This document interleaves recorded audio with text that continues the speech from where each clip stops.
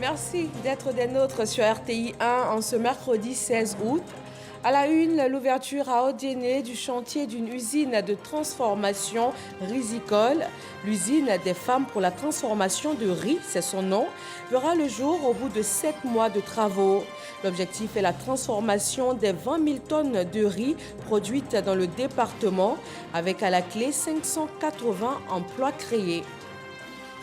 La Côte d'Ivoire a réceptionné aujourd'hui son deuxième patrouilleur de type OMV 45, un navire hauturier conçu pour accomplir plusieurs types de missions, défense et services publics. L'arrivée de ce patrouilleur renforce la capacité marine nationale. En ligne, tous responsables, c'est le slogan de la campagne de sensibilisation lancée par le ministère de la Communication. Tout producteur de contenu numérique est invité à faire preuve de responsabilité. Les informations qu'il diffuse ou même partage lui incombent. Et puis en Libye, on compte 55 morts et 146 blessés suite à de violents combats entre groupes armés dans la capitale. Plus de 200 familles ont pu être secourues. Bonsoir à tous. Direction le nord de la Côte d'Ivoire pour ouvrir ce journal. Dans 7 mois, la ville d'Odiéné aura son usine de transformation de riz. Une infrastructure moderne qui va contribuer à la transformation des 20 000 tonnes de riz produites dans le département. Cette usine, baptisée Usine des femmes pour la transformation de riz, va créer à terme 120 emplois directs et 460 emplois indirects. Mamadou Kwasi. La culture du riz prend de plus en plus forme dans la région du Kabadougou. Dans ces bas-fonds sont produits annuellement des centaines de tonnes de riz. Avec 19 000 tonnes de riz et 12 500 tonnes de maïs, Odiéné se positionne désormais comme l'une des plus grandes zones de production de riz et de maïs en Côte d'Ivoire. Mais difficile de transformer ces matières premières en produits finis. L'on fait recours aux moulins locaux. La peau de maïs, pour faire poudre de maïs, avec pas d'arachide. Pour acheter. C'est ça en fait. Bon, les femmes là, sans piller les planter, ils viennent piler, puis sans revendre encore. Le moment, comme il n'y a pas assez de riz, sinon par jour, ils pourraient piler 3 à 4 tonnes comme ça. Actuellement, bon, pour pouvoir piler 1 tonne même, c'est pas facile. Voilà. Ce type de moulin, la ville d'Odiéné en compte une trentaine. Des structures informelles et artisanales qui ne répondent pas aux besoins des producteurs. Dans 7 mois, sera bâtie sur ce site une usine moderne de transformation de riz. Et la particularité de cette usine, c'est qu'elle sera tenue par les femmes. Une initiative de la ministre de la Femme, de la Famille et de l'Enfant, Nassine Batouré, par ailleurs maire de la ville d'Odiéné. Les retombées de cette usine devraient contribuer à assurer l'employabilité des femmes et des jeunes, garantir la sécurité alimentaire. Au terme de sa réalisation, ce projet générera 120 emplois directs et plus de 400 emplois indirects au profit des femmes et des jeunes. Il apportera également une réponse concrète à la préoccupation de la professionnalisation de leur activité à travers l'accès aux marchés innovants, plus rémunérateurs, l'accès au financement et à l'élimination de la pauvreté. La cérémonie de pose la première pierre a mobilisé les femmes de diverses associations féminines de la région du Kabadougou. Elles expriment leur reconnaissance pour ce projet qui vient répondre à leurs attentes. Le ministre d'État, ministre de la Défense, président de la cérémonie soutient qu'en plus des femmes, les jeunes du district autonome du Denguélé constituent une priorité pour le gouvernement dans la lutte contre le chômage. Téné Birahima Ouattara rassure la population pour les projets de développement. Chers jeunes, vous n'êtes pas oubliés. Nous nous employons à faire en sorte que vous ayez cette place dans cette Côte d'Ivoire qui nous appartient à tous. La question de l'emploi des jeunes trouve sa solution en partie dans la transformation structurelle de notre économie. Le gouvernement qui en a conscience s'emploie à créer les conditions de l'employabilité des jeunes à travers l'investissement. Mais vous conviendrez avec moi que toute politique de développement, qu'elle soit régionale ou nationale, exige un climat de paix et de sécurité.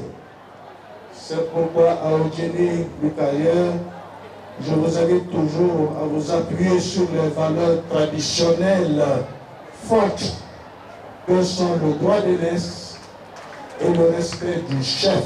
L'USIFEM, usine de transformation de riz des femmes d'Odiéné, est la 12e du genre, initiée par le ministère de la Femme, de la Famille et de l'Enfant, dont la plus grande est l'usine de transformation de mangue de Cinématiali, inaugurée en août 2022 par le Premier ministre Patrick Achi.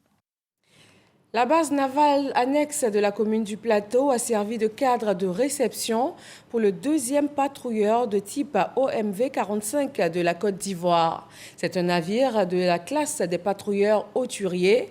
Il est conçu pour accomplir plusieurs types de missions dans les domaines de la défense et de services publics. Le pays renforce ainsi la capacité marine nationale et aussi la sûreté de ses eaux territoriales. Jean-Marc Djadji. Il est 10h12 quand un navire de haute mer arrive au large de la base navale annexe d'Abidjan Plateau sous le regard bienveillant de mariniers. C'est le 2e patrouilleur hauturier de type OPV 45 acquis par la Marine nationale. Après le cérémonial du salut aquatique, le navire de guerre accoste avec à son bord 20 officiers, officiers mariniers et quartiers-maîtres dirigés par le capitaine de corvette Choualiou Sanogo. Ce nouveau patrouilleur renforce le dispositif de surveillance en haute mer, les opérations de combat naval à courte portée, recherche et de sauvetage en mer. Une fierté pour le chef d'état-major de la Marine nationale. Grâce à son autonomie et son rayon d'action, notre présence sur notre façade maritime sera très marquée pour dissuader les auteurs des actes illicites qui écument nos eaux sous juridiction. Le patrouilleur hauturier de type OPV 45-2 est le 3e navire de haute mer acquis en moins d'1 an, après les patrouilleurs contre-amiral Fadiga et Espérance. Une illustration de la montée en puissance des forces armées de Côte d'Ivoire. Je tiens aussi à féliciter les membres de l'équipage qui ont effectué la traversée de Haïfa en Israël au port autonome d'Abidjan. Comme l'a indiqué le chef d'état-major de la Marine nationale, l'équipage a secouru des migrants. Avant même la réception, la mission avait déjà commencé. Conçu à Israël Shipyard, le 2e patrouilleur hauturier de type OPV 45 a une longueur de 46,7 mètres, une largeur de 8 mètres pour un équipage de 32 marins. Il est armé d'un canon Typhon MK-23 et de 2 mitrailleuses 12-7 sur les côtés. Le patrouilleur OPV 45-2 est donc bien dans les eaux territoriales ivoiriennes. 600 acteurs du secteur informel de la commune d'Abobo viennent de bénéficier d'une subvention du FACI, le Fonds d'appui au secteur informel. 250 000 francs CFA pour renforcer leurs activités. Moussa Konaté. 600 jeunes exerçant dans l'informel reçoivent des subventions pour développer leurs activités dans la commune d'Abobo. Mamadou Touré, ministre de la promotion de la jeunesse, de l'insertion professionnelle et du service civique, et Kandia Kamara, maire de la commune d'Abobo, remettent les chèques aux bénéficiaires. Ces financements nous permettront de développer nos activités. Nos remerciements vont aussi à l'endroit de son Excellence Alassane Ouattara, président de la République de Côte d'Ivoire, et de son gouvernement, avec à sa tête le Premier ministre, M. Patrick Achi, qui ont mis au centre de leur priorité l'insertion professionnelle de la jeunesse. L'année de la jeunesse se décline en emploi pour les jeunes avec 700 000 personnes impactées pour une enveloppe de 361 milliards de francs CFA prévus en 2023. Pour cette phase exceptionnelle, nous avons ciblé seulement 14 localités sur l'ensemble du territoire national. À l'agence régionale, au sein de la mairie, dans le guichet emploi, on a ouvert les inscriptions parce qu'on va accorder aussi donc du crédit de 100 000 à 1 million à 35 900 personnes sur l'ensemble du territoire national. La première magistrate de la commune invite les jeunes qui représentent 85% de la population d'Abobo à profiter des nombreux programmes d'encadrement à leur intention pour s'insérer dans la vie professionnelle. Chers bénéficiaires, je voudrais vous inviter à faire bon usage des chèques que vous venez de recevoir. Ces fonds doivent vous permettre d'agrandir vos affaires, On peut commencer petitement et finir grand. Tout est question d'ambition et de cohérence. Vous avez donc là une première chance. Transformez l'essai et vous verrez que nous serons encore là pour vous aider à aller plus loin. D'ici à 2025, 1 500 000 jeunes vont bénéficier de soutien financier équivalent de 1118 milliards de francs CFA. Voilà, c'était le reportage de Didier Nguesson dans la commune d'Abobo. Vous êtes journaliste, influenceur, web activiste ou simple internaute. Eh bien, sachez que le contenu numérique que vous produisez ou même que vous partagez simplement incombe de votre responsabilité. Le ministère de la Communication vient d'ouvrir une campagne de sensibilisation. Elle vise également à informer, et ce sera sur une période de 5 mois. Un appel à un usage responsable et respectueux des médias sociaux. Didier Nguesson. Le ministère de la Communication et de l'économie numérique veut limiter les dérives sur les médias sociaux et les risques de perturbation de la cohésion sociale. Il lance la campagne #en ligne tous responsables. Elle vise à favoriser un environnement numérique sain et sécurisé. On ne pense pas a priori aux conséquences des actes qu'on pose sur les réseaux sociaux. Quand on s'en rend compte, malheureusement très souvent il est tard. Nous souscrivons à cette campagne. Nous devons montrer la voie à ces personnes qui ne sont pas forcément de notre domaine d'activité, qui, avec l'avènement de l'Internet, s'essayent à la chose. Il faut pouvoir leur montrer que c'est un outil qu'il faut utiliser avec l'éthique, la déontologie et le professionnalisme.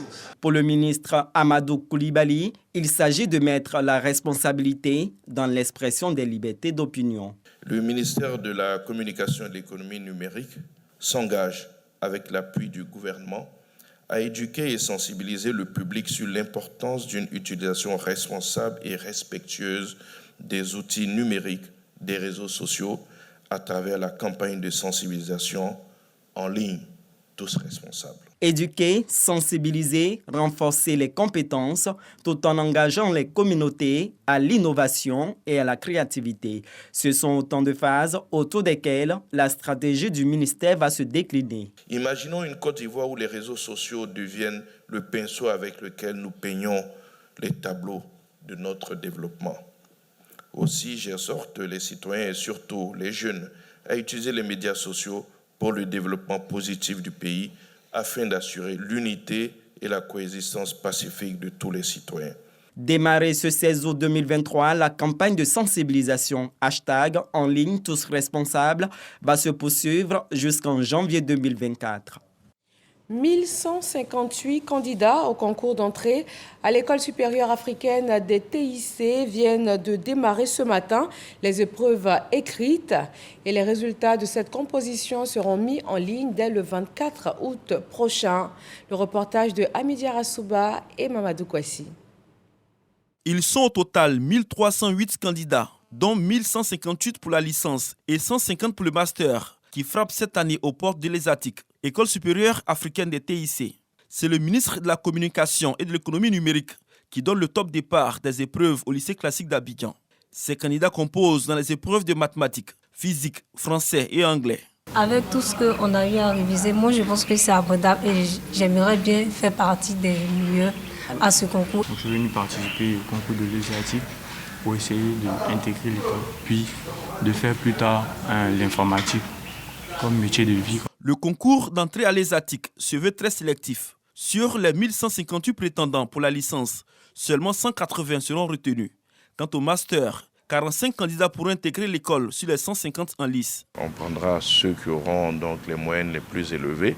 Et vous voyez bien que quand la barre est située donc, à un niveau de moyenne élevé, ça veut dire que la sélection est bonne. Donc moi je serais heureux on ait des gens qui soient admis avec entre 14 et 15 de moyenne. Ce qu'il faut savoir, c'est que 100% des jeunes qui sortent de l'ESATIC sont absorbés donc, par le monde professionnel. Les résultats du concours seront disponibles sur le site web de l'ESATIC dès le 24 août 2023. Les cours débuteront le 4 septembre prochain. Le concours de l'INFAS édition 2023 vient lui aussi d'être lancé ce matin.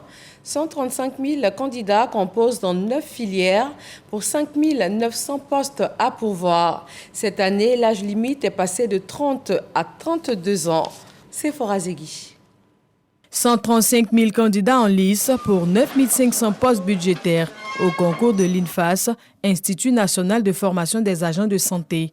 Tôt ce matin, les candidats amoureux de la profession de soignant ont répondu présents pour affronter les épreuves qui leur sont soumises. Ça fait la deuxième fois que je passe le concours. Voilà, j'aime soigner, prendre soin des gens aussi. J'ai choisi de faire la kiné. J'ai des chances de m'en sortir, je pense bien. Le ministère de la Santé, de l'Hygiène publique et de la couverture maladie universelle est à leur côté pour s'assurer du bon déroulement des épreuves. Sur les 9 500 postes disponibles, 4 000 sont réservés pour les sages-femmes. Le processus habituel a été mis en place, c'est-à-dire l'inscription en ligne, la validation des candidatures et autres. Aujourd'hui, nous sommes à la phase du concours et après cela, il y aura un dépouillement qui sera fait et puis une correction électronique. Les résultats vont être promulgués d'ici le 15 octobre 2023. Il faut que les candidats eux-mêmes sachent qu'ils ne peuvent compter que sur eux-mêmes. Il n'y a pas de filière parallèle qui va leur permettre de réussir à ce concours. C'est sur leur valeur intrinsèque qu'il faudra qu'ils puissent compter. Les candidats postulent pour 9 filières de formation, dont les filières de sages-femmes, maïeuticiens, biologistes et aides-soignants, entre autres. 2023 étant décrété année de la jeunesse, l'âge limite de candidature a été revu à la hausse, passant de 30 à 32 ans. Et puis cette menace de grève dans le secteur de la santé, le comité sectoriel de dialogue social du ministère de la Santé s'est réuni aujourd'hui 16 août. Didier Nguessan nous fait le point. La fêtière Kwali Santé a appelé à un arrêt de travail dans le secteur de la santé pour ce 16 août. Le comité sectoriel de dialogue social du ministère de la Santé, de l'Hygiène publique et de la couverture maladie universelle se prononce sur cette actualité.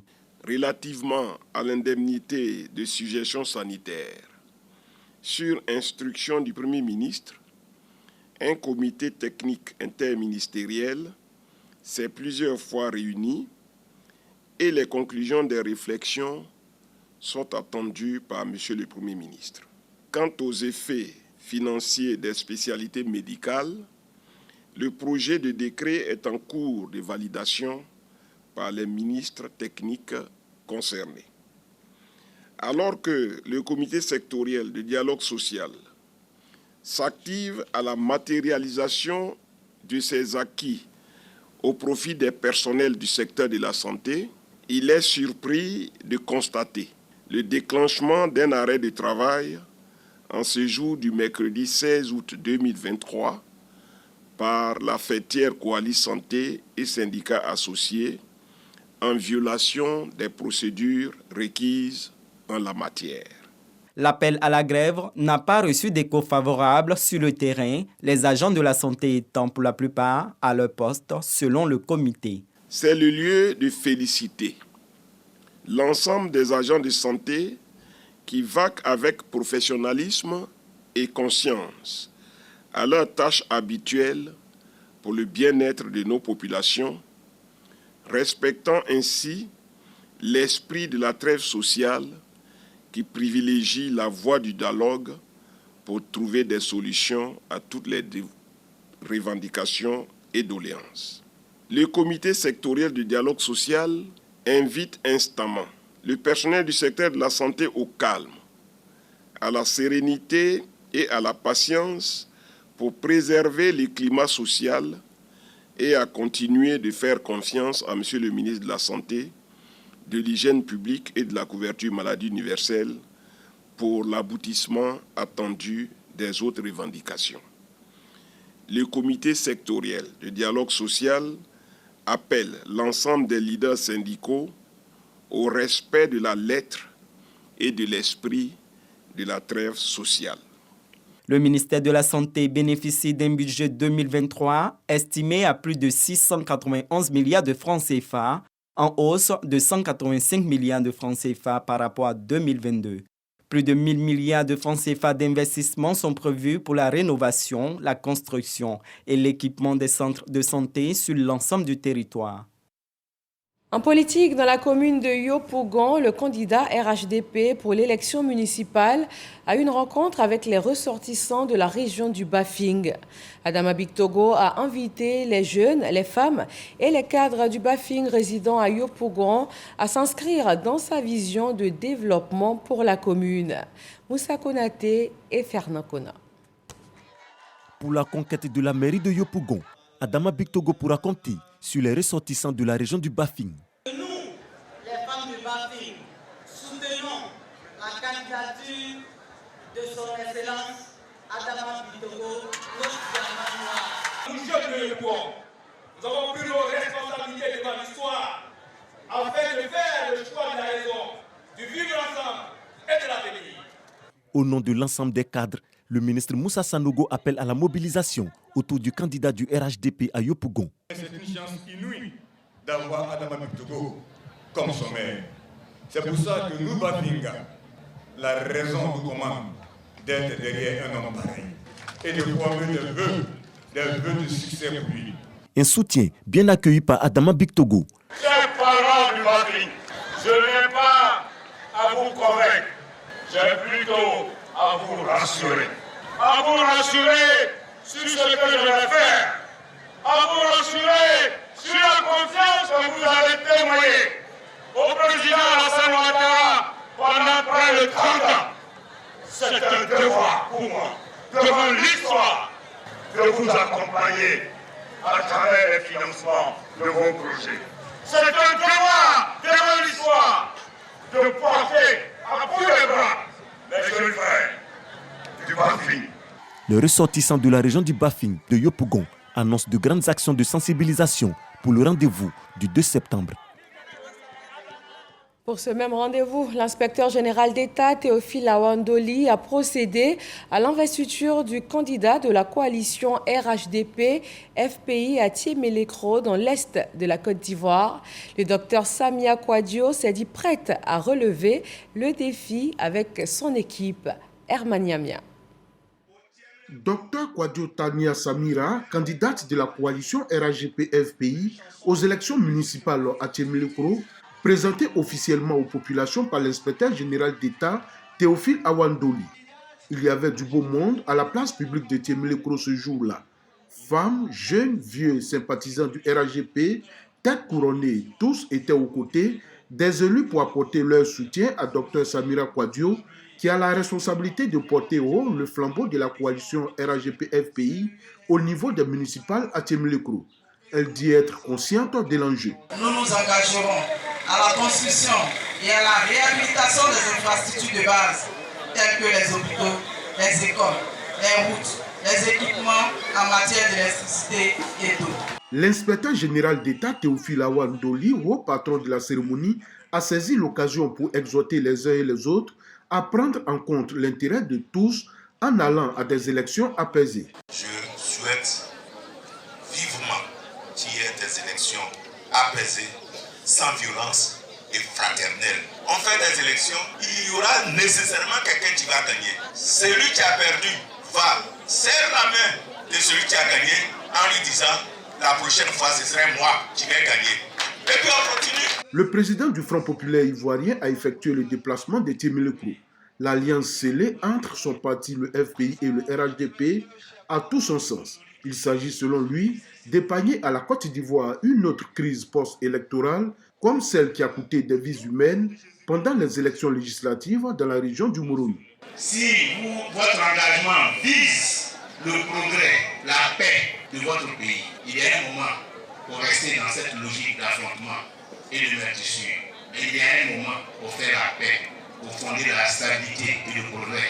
Plusieurs motions de soutien aux actions de développement du président de la République dans le département de Bato, précisément à Thiémé-Lécro, ont été élaborées par les jeunes et les femmes.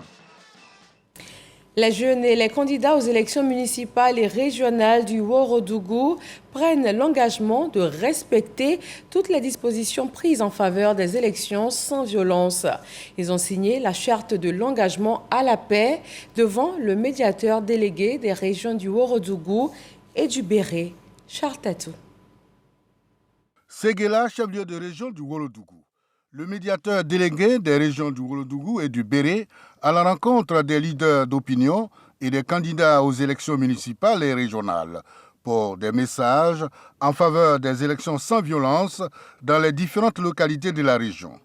Soutenu dans son action par les autorités municipales et préfectorales, Soro Dosiele a enregistré la volonté des jeunes et des candidats à œuvrer au déroulement d'une campagne électorale apaisée. Éviter les propos injurieux, diffamatoires ou incitant à la haine lors des rencontres publiques et sur les réseaux sociaux et à renoncer à la violence sous toutes ses formes en cas de contestation.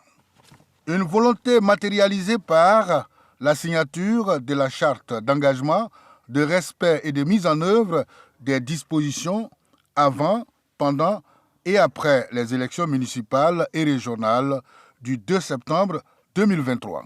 On va se charger à faire une sensibilisation, que ce soit les jeunes, que ce soit les femmes, travaillent dans ce sens-là. Parce qu'après les élections, il y a une vie. Les candidats, quand la liste est sortie, on s'est appelé pour se féliciter, pour se dire que non, ce n'est pas le combat. Tout problème, c'est le développement de notre région.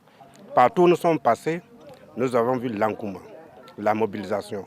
C'est comme si les populations attendaient cette campagne, parce que les populations disent qu'elles veulent une campagne électorale apaisée, sans violence. Le délégué médiateur poursuit sa tournée à l'intérieur de la région du Ouagadougou pour un scrutin sans violence. Dans le département de Buyo également, il a été question d'élections apaisées et sans violence. Le président du conseil régional de la Nawa a rencontré les populations. Il les a également engagés à exercer leur droit de vote. Patricia Omouetia. Les populations sont venues nombreuses de différentes localités pour écouter le message de paix du président du conseil régional de la Nawa. Ça ne dépend que de nous. Les palabres ne servent à rien du tout. Il y a de la place pour tout le monde. Chacun peut apporter quelque chose à sa région. Mettez-vous ensemble. Alain Donvaï a mis à profit cette rencontre pour remettre officiellement un marché moderne et une cantine scolaire. Il a également effectué la pose de la première pierre d'une pompe hydraulique. La faim, le plus souvent, fait que les enfants n'arrivent pas effectivement à aller à l'école. Donc si une cantine nous a été offerte et que les enfants qui quittent les campements, qui ne peuvent pas repartir entre midi et 2, profitent de la cantine pour en tout cas régaler, ce n'est qu'un ouf de soulagement. Et je remercie infiniment Monsieur le Président du Conseil régional. On n'avait pas de marché, de grand marché. Grâce à lui, aujourd'hui, nous avons un grand marché. Nous lui disons merci. En tout cas, c'est un homme qui pense à tout le monde. Nous savons qu'il va faire plus encore que ça pour nous. En dehors des actions de développement posées par le conseil régional, le département de Buyo bénéficie du bitumage de l'axe Soubré-Buyo dans le cadre du PS-Gouv, le programme social du gouvernement. La cohésion sociale au cœur du super tournoi des 2 plateaux qui a connu son apothéose hier mardi. Cette compétition parrainée par le protocole du chef de l'État, Éric Tabar, a été remportée par l'équipe FC Twin de Williamsville. Khalil Diomandé. Plus de 500 férus de football mobilisés pour savourer la finale du super tournoi des 2 plateaux. Au nombre des spectateurs, le chef de protocole du président de la République, Éric Tabar, parrain de la compétition. À l'affiche, le Sogbi FC d'Abobo contre le FC Twins de Williamsville. Les 2 équipes rivalisent de talent. Un quart d'heure durant, grâce à l'habileté de ses joueurs, le FC Twins de Williamsville inscrit l'unique but de la rencontre et s'empare du trophée Éric Tabar.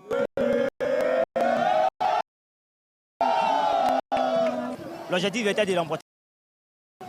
Et puis par la grâce de Dieu, on a pu remporter. Nous sommes très fiers. En tout cas, c'était un plaisir de participer à ce tournoi. On a rencontré notre ami, on s'est bien amusé. J'adore le parrain personnellement, parce que c'est un monsieur qui fait beaucoup pour les jeunes. Je lui dis un grand merci. Ce tournoi, qui a sa 3e édition, se veut un cadre d'épanouissement des jeunes et surtout de promotion des valeurs de cohésion sociale et de paix. Donc déjà, dans un premier temps, c'est occuper sainement la jeunesse et puis renforcer la cohésion entre nous. C'est les 2 plateaux qui organisent, mais les équipes qui ailleurs, Yopou Gon, partout, Adjamé, Cocody, pour venir au super tournoi. Tout ça, ça fait du brassage. Quand ils font du sport comme ça, il y a plus de cohésion. En tout cas, la finale s'est très bien passée.